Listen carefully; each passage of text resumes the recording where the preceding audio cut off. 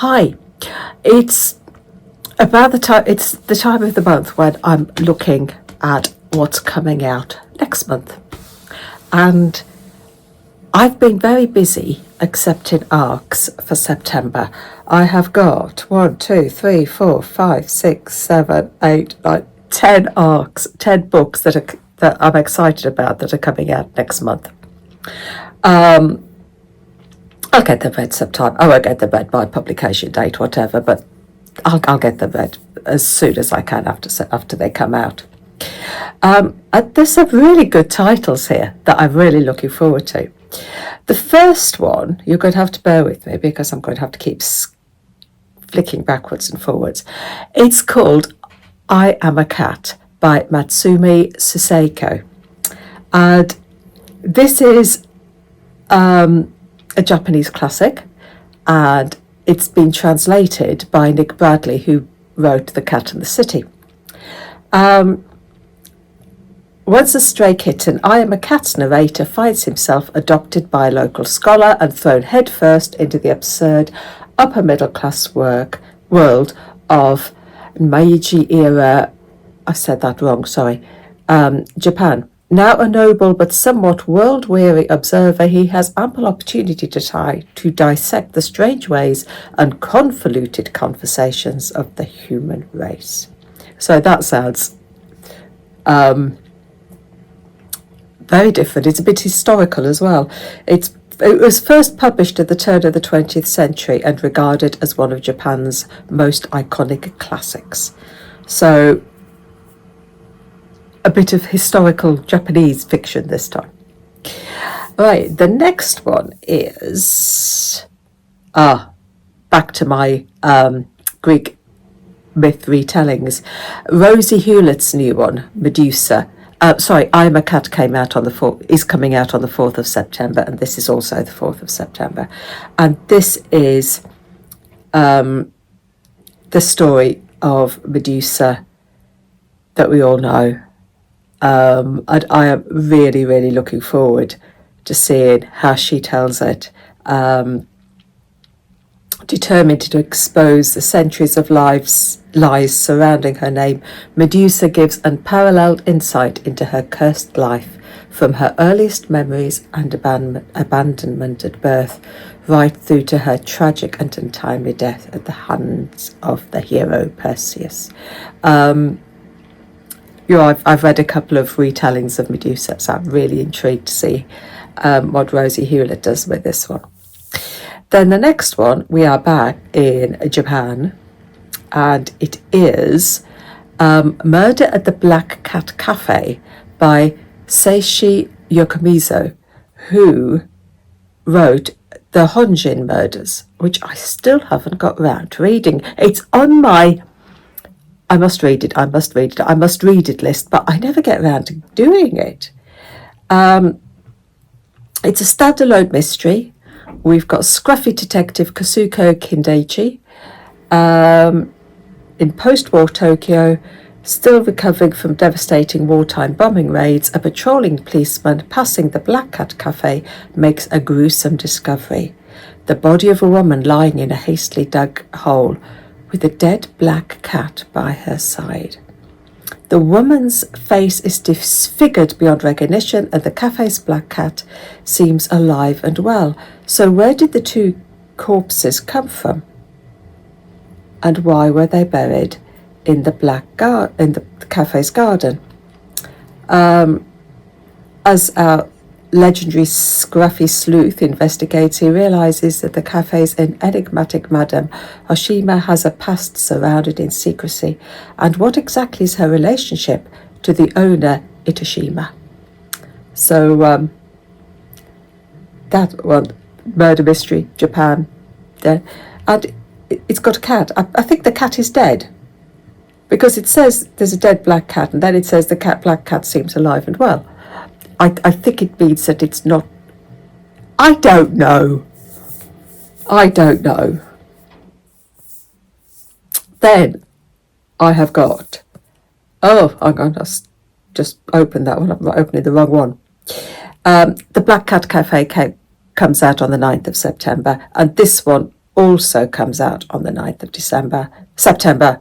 Sorry, they both come out in September. I'm talking about September. Hot Wax.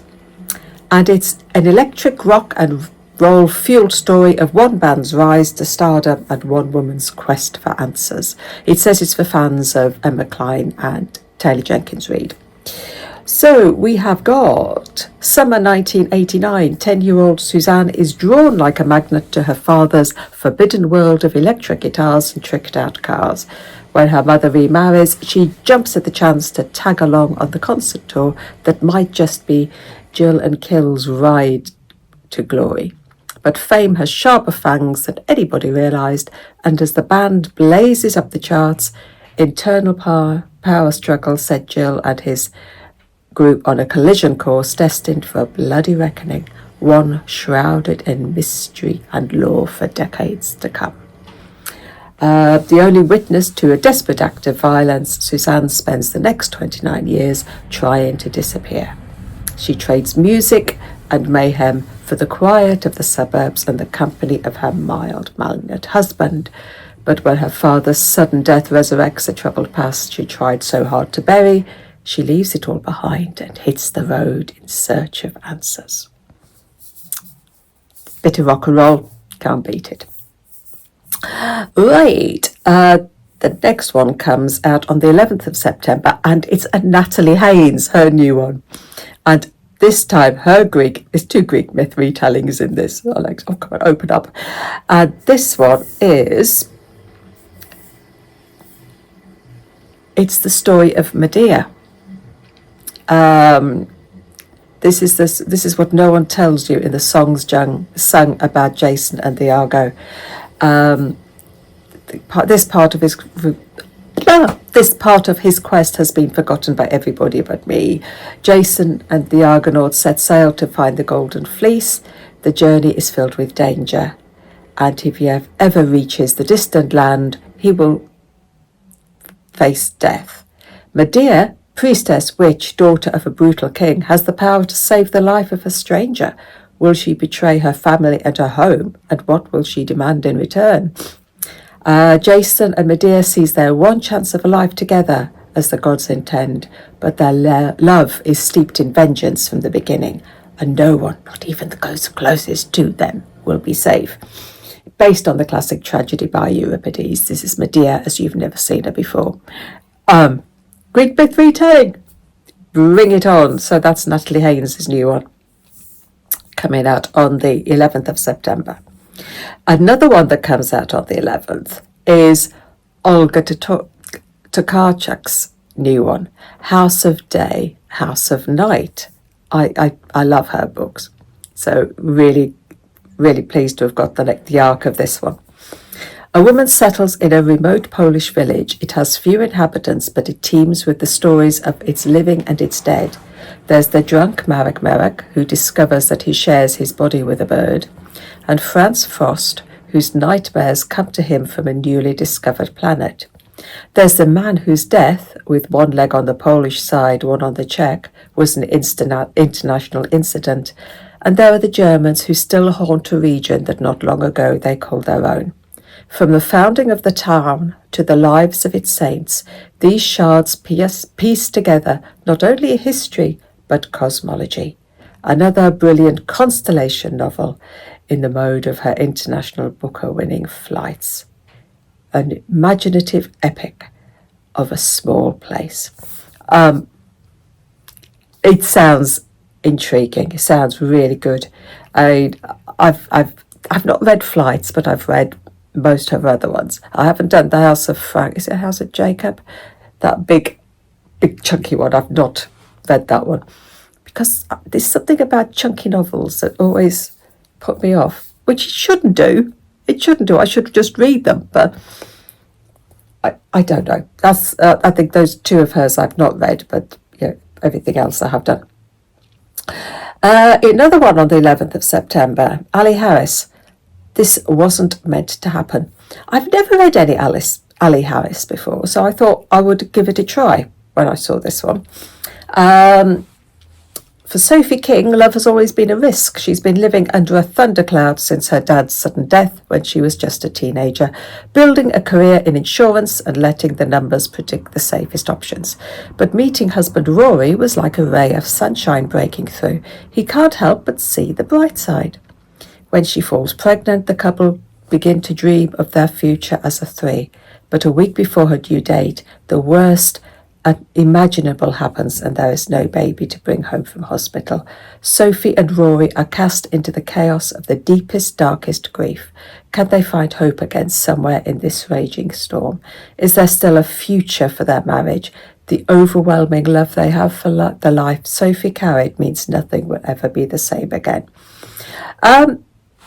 Some love story, it says here on the front, some love stories begin where others end. A book that will resonate with many, filled with light, hope and love. Beginning to think that the blurb gave rather a lot away then, but we'll see. I'm not sure where you get to, where you start this, but there's an awful lot in that blurb, more than I was expecting. 25th of September, Bridget Collins has got a new one. The Naked Light, the binding I loved.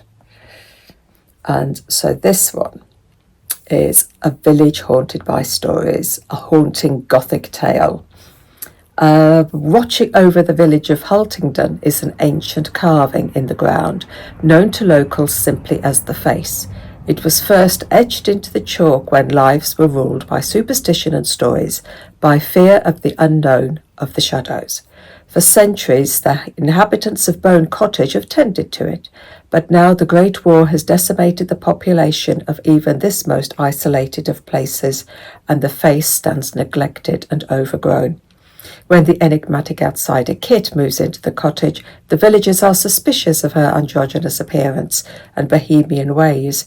In defiance of their disapproval, the vicar's unmarried sister-in-law Florence finds herself inexplicably drawn to Kit, and the friendship that grows between them becomes a light in the dark for her. But the Face calls things to it, and now Florence and Kit are in their path. A haunting Gothic tale of ancient darkness and a love that defies convention. I loved the binding, so happy to have got this one on an arc. And then the final one, oh no, there's another one, I've missed one out. The 18th of September, back to Japan again. Days at the Taranka Cafe. This is... Oh, there's not a lot about this one.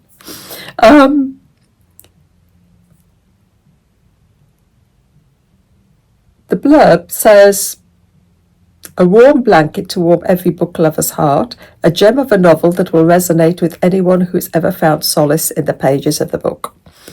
A campaign to build on the success of Days of the Murasaki bookshop.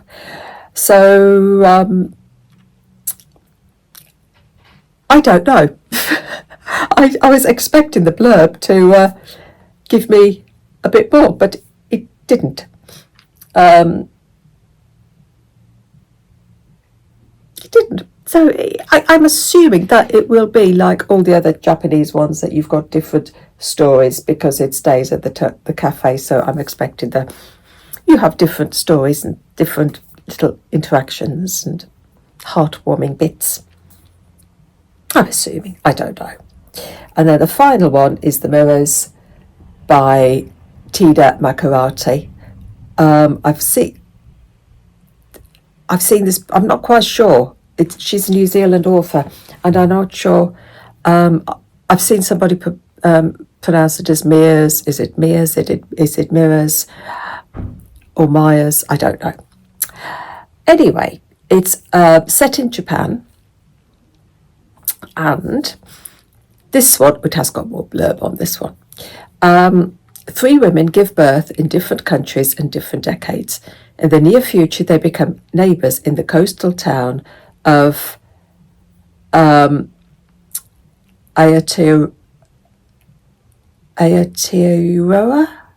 New Zealand. I am hopeless. A town in New Zealand. Single parent, Kerry has her hands full with 4-year-old tearaway Walty and teen Wiari, a strange and gifted child who always picks on things that aren't hers to worry about.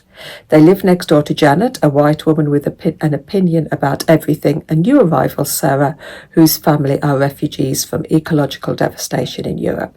When Janet's son Connor arrives home without warning, sporting a fresh buzz cut and a new tattoo, the quiet tension between the neighbours grows, but no one suspects just how extreme Connor has become. No one except Warari can feel both the danger and the swamp beneath their street, watching and waiting. I think this might be about radicalisation, but I could be wrong. Water will come and you'll think it will be soft, you will think it will be smooth and find its way around your things. But water can be the foot of an elephant, the horns of a moose, the herd of buffalo running from a lion. Water is life and water can be death. So, some very interesting books that I've got there. Greek myths, Japanese retellings, and others. So I'm really excited to get to these whenever it will be. I won't get to these till sort of October, November time, but we'll see. But yes, they all come out in September. So I hope you sort of pick some of these up and enjoy them. And if you do, you can tell me about them before I tell you. So that's it. Happy reading. Take care. Bye.